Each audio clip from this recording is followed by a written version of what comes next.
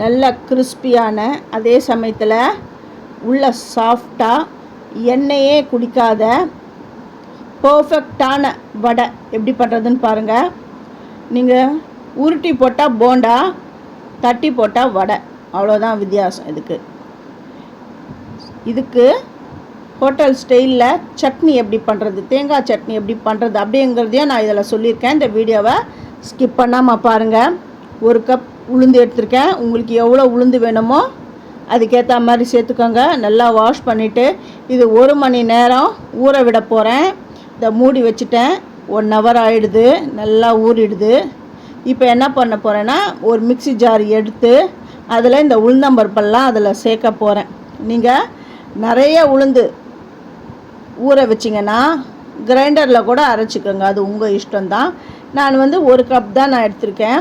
எனக்கு இந்த மிக்சிலேயே நான் அரைச்சிக்கிறேன். இதை அரைக்கும் பொழுது தண்ணி ரொம்ப ஊற்றிடக்கூடாது. கொஞ்சம் கொஞ்சமாக 1 ஸ்பூன் 2 ஸ்பூன் அப்படி விட்டு தான் அரைக்கணும். அதுவும் நான் ஐஸ் வாட்டர் தான் எடுத்து அரைக்க போகிறேன். ஏன்னா மிக்சின்றதெல்லாம் சீக்கிரமாக ஹீட் ஆகிடும். அது தவிர்க்கிறதுக்காக தான் ஐஸ் வாட்டர் நான் விட்டு அரைக்க போகிறேன்.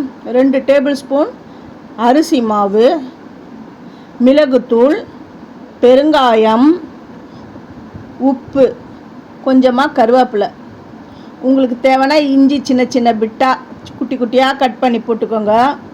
வெங்காயம் போட்டுக்கோங்க, அது உங்கள் இஷ்டம்தான். எல்லாத்தையும் போட்டுட்டு நல்லா பீட் பண்ணிக்கணும். ஒரே பக்கம் வரா மாதிரி நல்லா பீட் பண்ணிக்கிறேன். நான் இதுக்கு ஐஸ்கிரீம் எடுக்கிற அந்த ஸ்பூன் தான் நான் எடுத்திருக்கேன். இதுதான் எடுத்து நான் உருட்டி போட போகிறேன். நான் அடுப்பில் எண்ணெயை காய வச்சுட்டேன். எண்ணெய் காஞ்சிடுதான்னு நான் உங்களுக்கு காட்டுறேன். ஒரு சின்ன பிட்டு துளி எடுத்து போட்டு பார்க்குறேன். இல்லை, இது காயலை. இது நல்லா காயட்டும். அப்படி போட்டோடனே எழும்பி வரணும். அப்படி இருந்தால் தான் எண்ணெய் காஞ்சிடுதுன்னு நம்ம தெரிஞ்சுக்கலாம். பாருங்கள், கொஞ்சமாக அந்த மாவு எடுத்து இதில் நான் போட்டுடுறேன். ஹோட்டல் ஸ்டைலில் நம்ம வீட்லேயே ஈஸியாக இந்த மாதிரி பண்ணிடலாம். நான் சொல்கிற மெத்தடை ஃபாலோ பண்ணாலுமே போதும். பிகினர்ஸ் கூட ஃபஸ்ட் டைமே ரொம்ப நல்லா பண்ணிடலாம். ஃபஸ்ட்டு என்னுடைய வீடியோவை பார்க்குறவங்க சப்ஸ்கிரைப் பண்ணலைன்னா சப்ஸ்கிரைப் பண்ணுங்கள். ஆல் என்ற ஆப்ஷனை தொடுங்க. அப்போ தான் நான் போடுற ஒரு வீடியோவுடைய நோட்டிஃபிகேஷனும் உங்களுக்கு காட்டும். நீங்கள் அரைக்கும் பொழுதே அந்த உப்புலாம் சேர்த்திங்கன்னா அந்த நீர் விட்டுடும். அப்புறம் என்ன ஆகிடும், அந்த மாவு தலைன்னு ஆகிடும். எண்ணெயெல்லாம் நல்லா குடிச்சிடும். இது எல்லாமே நான் திருப்பி போடுறேன். இந்த மாதிரி மெத்தடை ஃபாலோ பண்ணுங்கள். அவ்வளோ நல்லா ஃபஸ்ட்டு டைம் பண்ணுறவங்க கூட அவ்வளோ நல்லா பண்ணிடுவீங்க. இது நல்லா செவக்கட்டும்.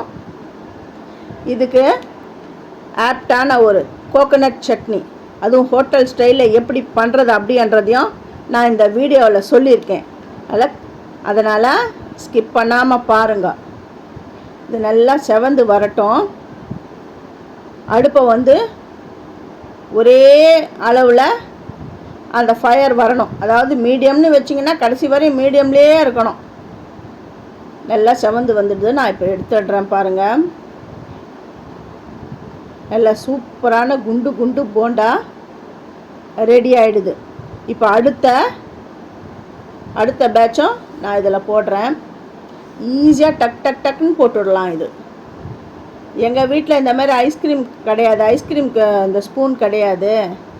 நான் எப்படி போடுறது அப்படின்றீங்க. குழம்பு கரண்டி இருக்குது பாருங்கள், அதில் கூட எடுத்து அப்படி போட்டுடலாம். இதுக்கு இது தான் இருக்கணும்னு அவசியம் கிடையாது.